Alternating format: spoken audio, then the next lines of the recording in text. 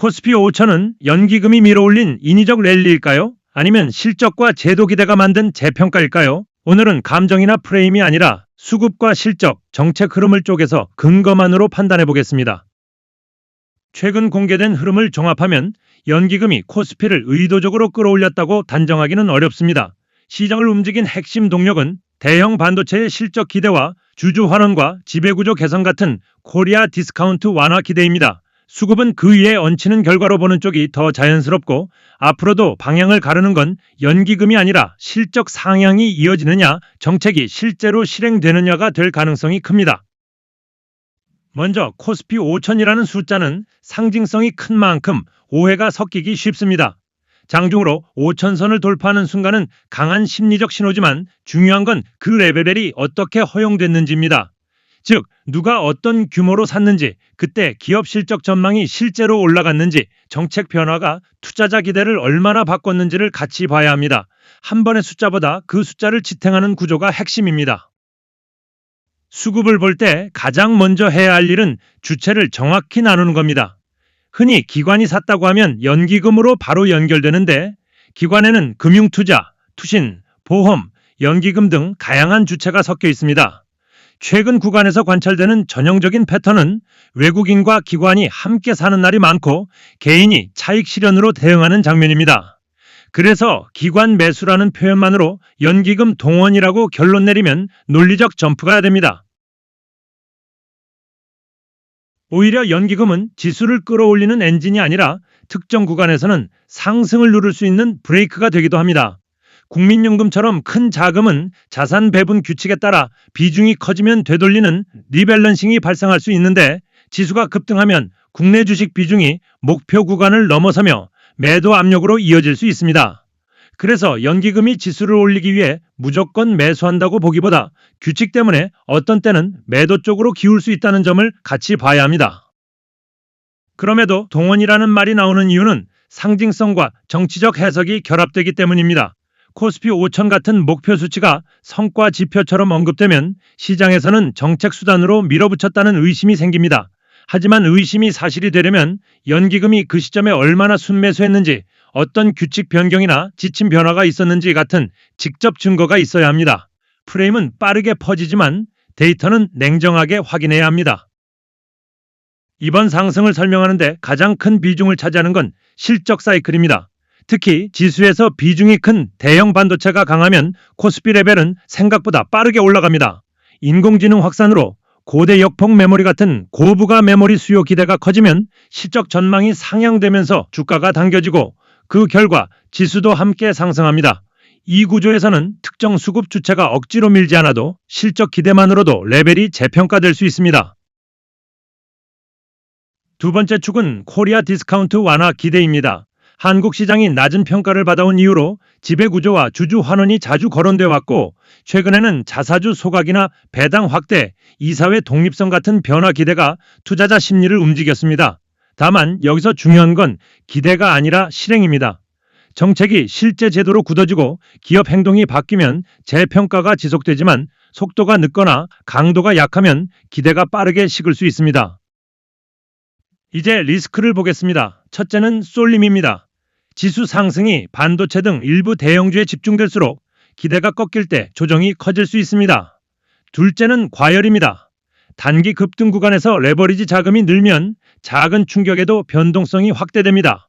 셋째는 정책 리스크입니다. 주주 환원 강화가 지연되거나 후퇴하면 실망 매물이 나올 수 있고 넷째는 환율과 글로벌 위험 선호 변화로 외국인 수급이 빠르게 뒤집힐 가능성도 항상 열려 있습니다. 전망은 세 가지로 정리하면 깔끔합니다. 기본 시나리오는 실적 전망 상향이 이어지고 정책이 완만하게라도 진행되며 상승 추세가 유지되는 그림입니다. 강세 시나리오는 주주 환원 강화가 실제 행동 변화로 연결되고 외국인 매수까지 재가속되는 경우입니다. 반대로 약세 시나리오는 반도체 기대가 꺾이고 정책이 지연되며 환율 불안이 겹쳐 급등분 되돌림이 크게 나오는 경우입니다. 결국 다음 방향은 수급 한 가지가 아니라 이 세 축의 조합으로 결정됩니다. 마지막으로 연기금 동원인지 아닌지를 데이터로 판별하는 기준을 남기겠습니다.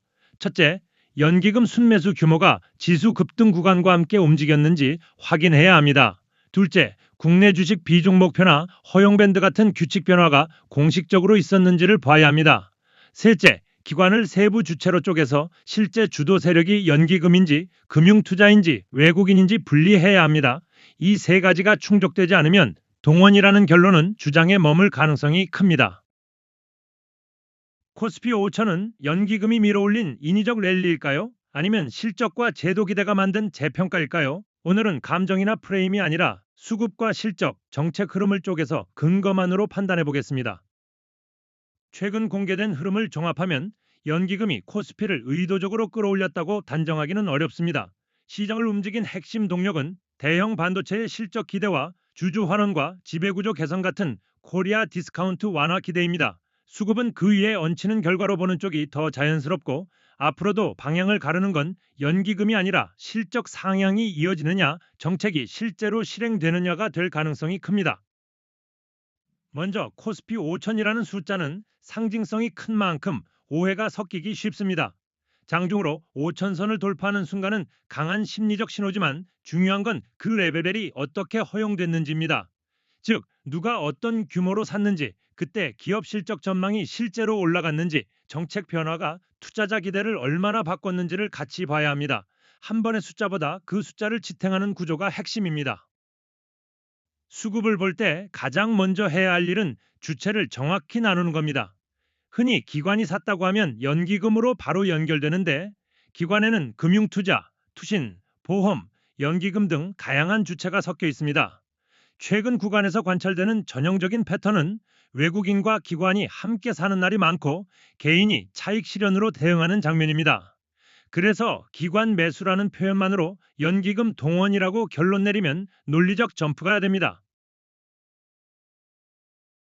오히려 연기금은 지수를 끌어올리는 엔진이 아니라 특정 구간에서는 상승을 누를 수 있는 브레이크가 되기도 합니다. 국민연금처럼 큰 자금은 자산 배분 규칙에 따라 비중이 커지면 되돌리는 리밸런싱이 발생할 수 있는데 지수가 급등하면 국내 주식 비중이 목표 구간을 넘어서며 매도 압력으로 이어질 수 있습니다. 그래서 연기금이 지수를 올리기 위해 무조건 매수한다고 보기보다 규칙 때문에 어떤 때는 매도 쪽으로 기울 수 있다는 점을 같이 봐야 합니다. 그럼에도 동원이라는 말이 나오는 이유는 상징성과 정치적 해석이 결합되기 때문입니다.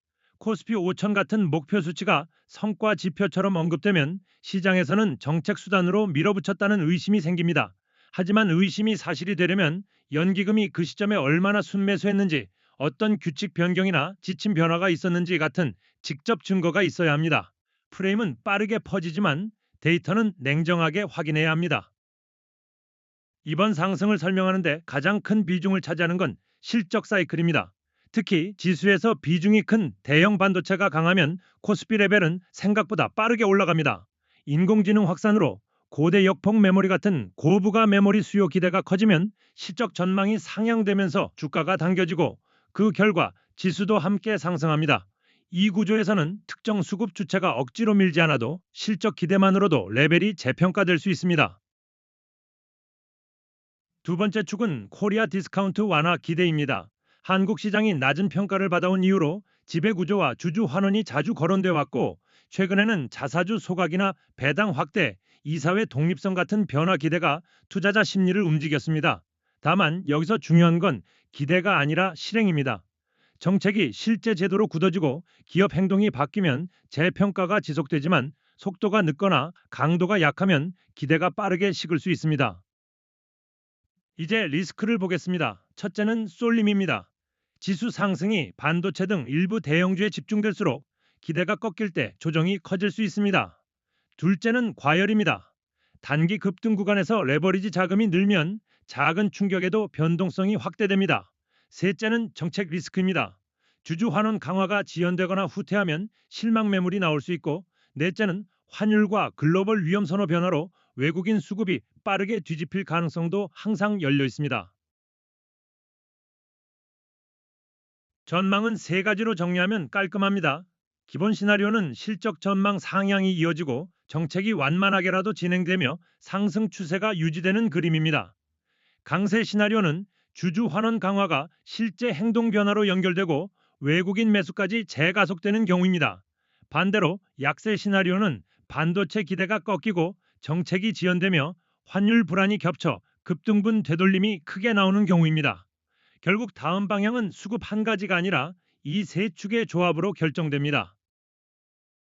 마지막으로 연기금 동원인지 아닌지를 데이터로 판별하는 기준을 남기겠습니다. 첫째, 연기금 순매수 규모가 지수 급등 구간과 함께 움직였는지 확인해야 합니다. 둘째, 국내 주식 비중 목표나 허용 밴드 같은 규칙 변화가 공식적으로 있었는지를 봐야 합니다. 셋째, 기관을 세부 주체로 쪼개서 실제 주도 세력이 연기금인지 금융투자인지 외국인인지 분리해야 합니다. 이 세 가지가 충족되지 않으면 동원이라는 결론은 주장에 머물 가능성이 큽니다.